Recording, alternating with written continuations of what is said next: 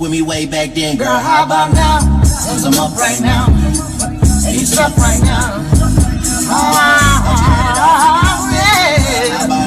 So it has come to my attention that some of you, not all of you, but some of you do not like that intro.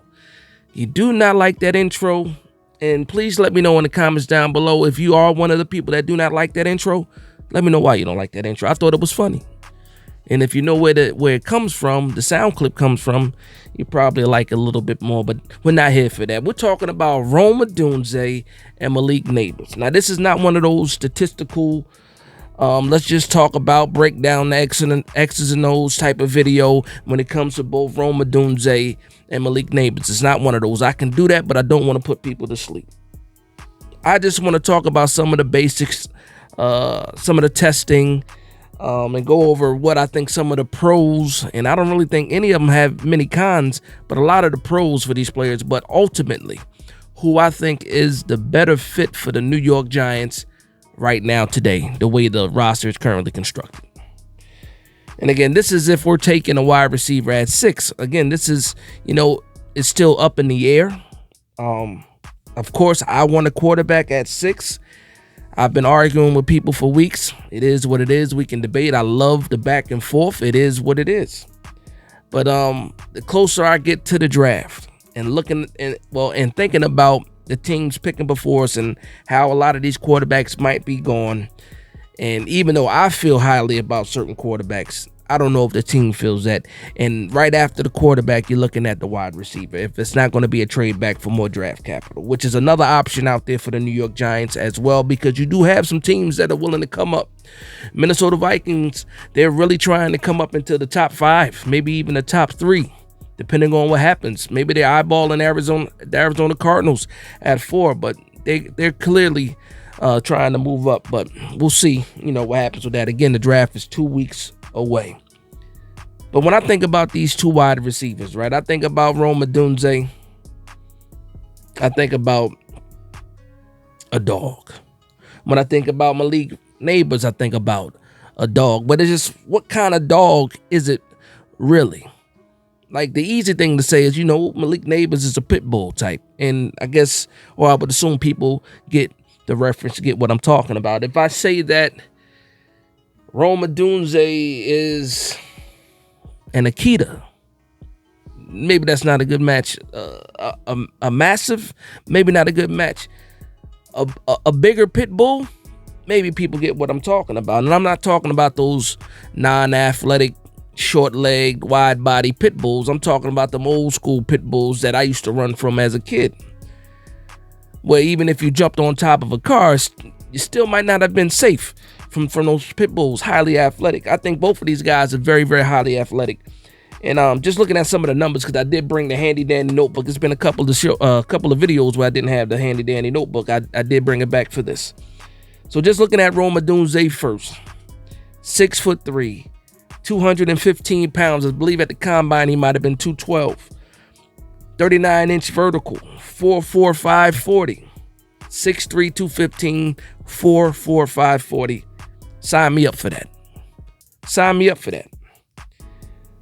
You look at his contested catch rate is 75%. So that tells me, and this is according to PFF, that tells me that his quarterback trusted him a lot.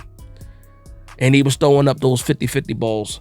And most of the time that he was out there receiving, or 75% of the time he was out there receiving, it was contested catches. Lets me know that either the quarterback is spot on with the accuracy, or he's just a dog and he's gonna go get it. Drop rate of 3.2%. Only had 3 drops the whole season.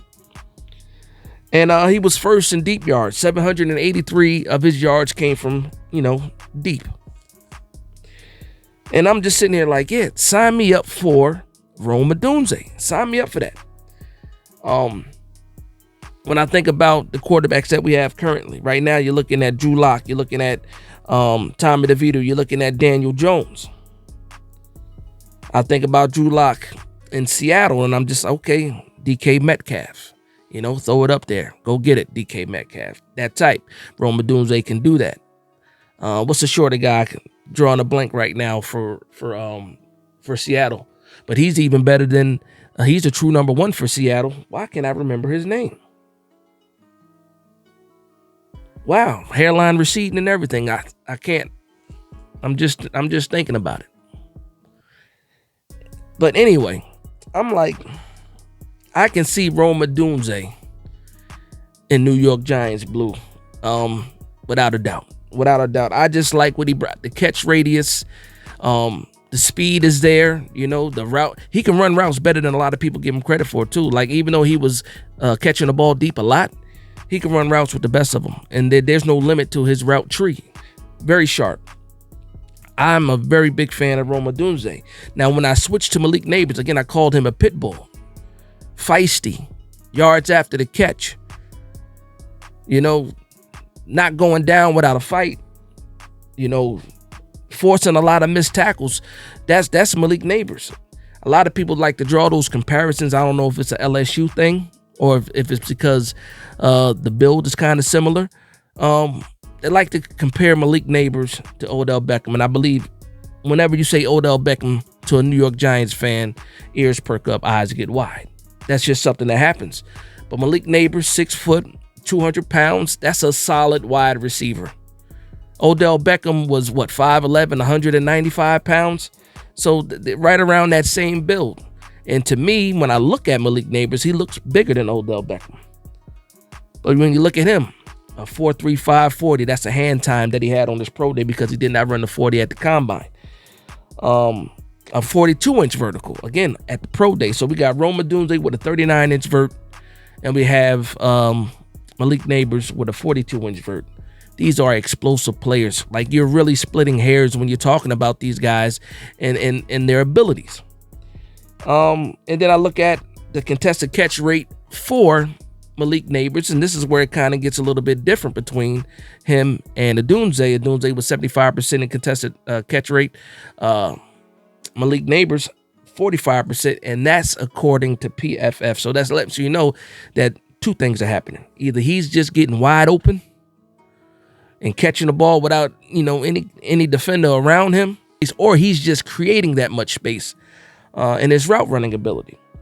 And when I look where the bulk of his yards came from, you're looking at 991 yards out of the slot position. But also, we know that he can play outside. So even though he had the most yards on the outside, Malik Nabers is just dangerous anywhere you put him on the field. And that's the same thing with Rome Odunze, because he also had a lot of slot yards as well. Not nearly as many as him, but it's just how these guys were used in their system. And you can say that, Rome Odunze played with Jalen McMillan. He played with Jalen Polk. Okay, yeah, cool. Malik Nabers played with Brian Thomas. And right now, Brian Thomas is in Steve Smith's top 5. That's 2 first-round wide receivers. Meanwhile, Rome Odunze played with guys that are probably going in round 2 and round 3 most likely. Maybe even round 4 with McMillan, even though I think day 2 is a sweet spot for both of those guys. So like I said in the beginning, we're really splitting the hairs when it comes to preference with these two guys. And like I said, for me, give me the taller guy with the proven contested catch rate. Give me that guy, because right now we already know with the quarterbacks that we have right now, they're either a little bit gun shy or scared to throw in the coverage. But if you are going to throw in the coverage, and like you said, when it comes to the NFL, what's college open versus what's NFL open is miles apart. You got to be able to trust and throw the ball. And with a guy with a proven contested catch rate like Rome Odunze, I'm probably going to slide more towards Rome Odunze than Malik Nabers. But again, you can't go wrong with any one of these players, in my opinion. Anybody that gets Malik Nabers, anybody that gets Rome Odunze is going to be very, very, very happy. Very happy. That's not even a question. But in order of preference, I'm going with Rome Odunze first. So I would like to know what you guys think in the comments down below. I'm curious to see what you guys think. I should have put a poll up. Maybe I'll put a poll up as well of which one of these guys that you would prefer, more than the other. But that's pretty much it. And then also the New York Giants just signed Jordan Phillips, defensive tackle from the Buffalo Bills. And guess what? I don't care. 31 years old. I did have 3 sacks last year, but at the end of the day, That does not move the needle for me. That does not stop us from going after a 3 technique. This guy, well, you figure he's a nose anyway. He's a guy that you bring in to back up Dexter Lawrence, not to play alongside of him. But just wanted to, put that news out there because that is something that just happened. But again, does not move the needle for me. But with that being said, I want to thank everybody for vibing with me. Please like, comment, and subscribe. And for one Giants fan to another, this is Big Dash Knows, Big Blue Nation. Let's go.